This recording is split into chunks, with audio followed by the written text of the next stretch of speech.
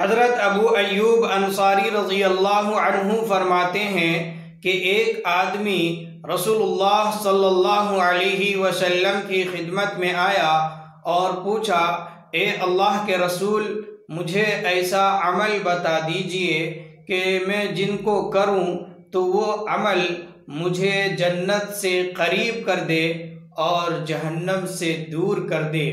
تو اللہ کے رسول صلی اللہ علیہ وسلم نے فرمایا کہ ایک اللہ کی عبادت اور بندگی کرو، اس کی ذات و صفات میں کسی کو شریک نہ ٹھہراؤ، پابندی کے ساتھ نماز ادا کرو، زکوٰۃ ادا کرو اور رشتہ داروں کے ساتھ صلہ رحمی کرو۔ حضرت ابو ایوب انصاری رضی اللہ عنہ فرماتے ہیں کہ جب وہ آدمی پیٹھ پھیر کر جانے لگا تو اللہ کے رسول صلی اللہ علیہ وسلم نے فرمایا، ان تمسک بما امر بہ دخل الجنہ، اگر اس آدمی نے ان کاموں کو پابندی کے ساتھ کر لیا جن کا ان کو حکم دیا گیا تو یہ جنت میں داخل